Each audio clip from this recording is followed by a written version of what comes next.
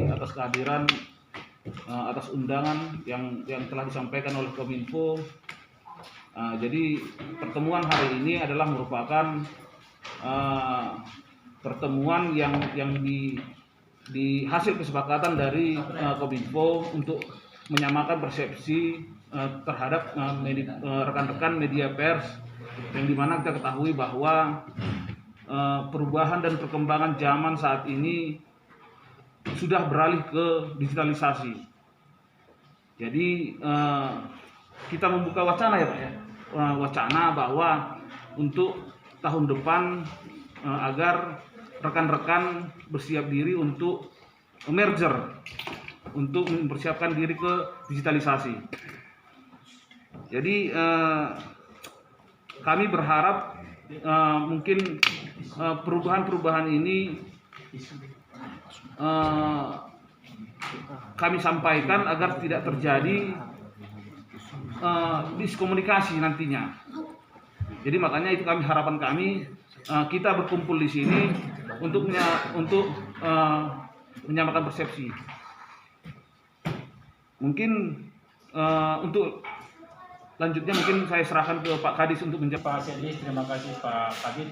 Selamat pagi Jua Mata Karina. Jua. Sebelumnya kita memanjatkan puji syukur kepada Tuhan Yang Maha Kuasa atas rahmat-Nya kita bisa berkumpul di sini sehat.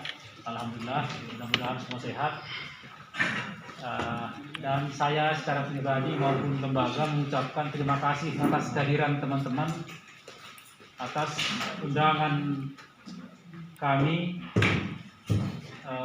walaupun melalui elektronik ya, WhatsApp group. Saya mengapresiasi teman-teman dapat hadir, walaupun beberapa di antara kawan-kawan kita menghubungi secara pribadi karena ada halangan yang tidak bisa ditinggalkan di luar kota begitu. Ya mudah-mudahan nanti yang berkenan itu bisa memahami apa yang kita bicarakan di sini dan apa yang bisa diputuskan oleh Dinas Kominfo terkait dengan digitalisasi media ataupun dalil lain yang berkembang nanti di rapat kita ini. Nah, seperti yang disampaikan oleh Kadis IKP, Informasi dan Komunikasi Publik, bahwa seingat saya di tempat yang sama ini 2 tahun yang lalu, 2018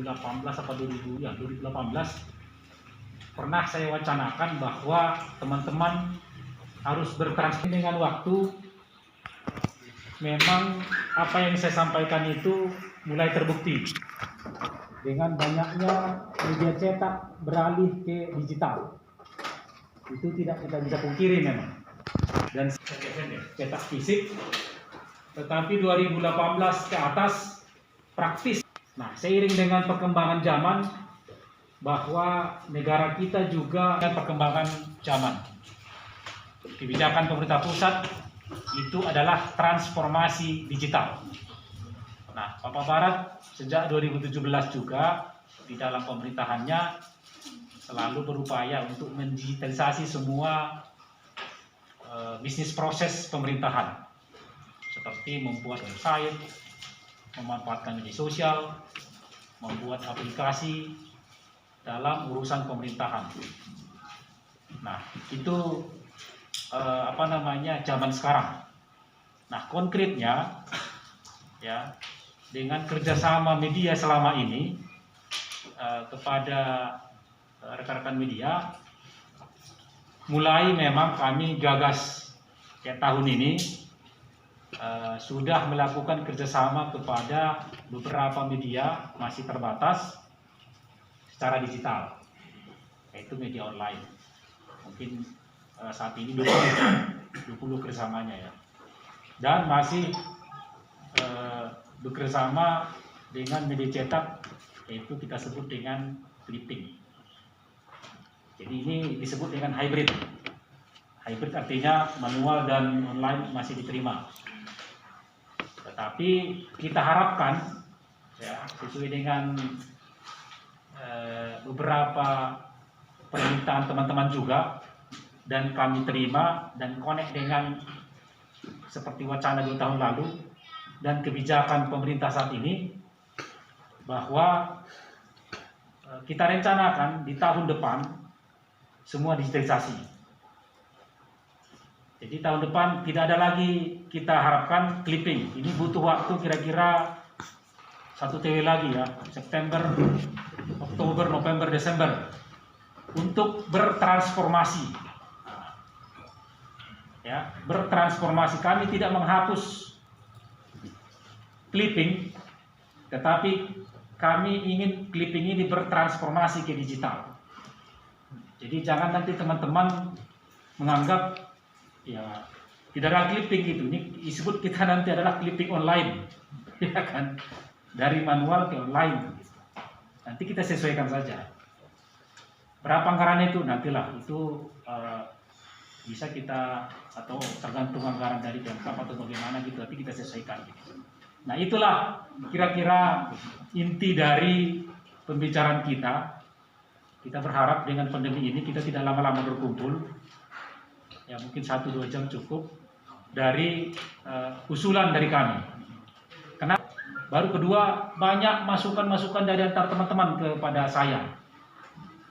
Beralih, kami tidak lagi cetak lagi dan segala macam. Sementara kuota internet tahun ini, kuota yang bersama online tahun ini sangat terbatas, yang nggak bisa lagi kan. Baru untuk kemudahan teman-teman juga, kita sering berantem soal clipping, cetak tadi, kadang begitulah. Artinya kekuatan itu kurang begitu. Kalau kita semua mewujudkan sedikit bisa. Nah itu yang kedua. Yang berikutnya adalah masih dalam kesempatan yang sama saya sampaikan ada persepsi yang salah terkait dengan tanda petik terdaftar gitu di Kominfo. Ya, sering saya lihat itu terdaftar di Kominfo gitu. Ini pertemuan sebelumnya pun pernah saya klarifikasi bahwa Kominfo itu tidak berhak media ini diterima atau tidak, itu enggak boleh meliput atau tidak, itu enggak bisa berhak itu. Ya. Jadi tolong teman-teman nanti memahami yang terdaftar di Kominfo itu maksudnya kayak clipping itu kan harus kita SK-kan. Kenapa SK-kan? Karena mereka inilah yang berhak dapat uang tadi clipping itu. Di luar itu nggak boleh. Ini kenapa harus seperti itu? Ini akuntabel dari BPK, sehingga sudah ditentukan siapa yang berhak clipping. Bukan terdaftar ini yang boleh meliput, boleh enggak, itu enggak boleh. Itu keliru. Dan bukan juga misalnya yang terdaftar ini yang harus berlangganan, enggak juga.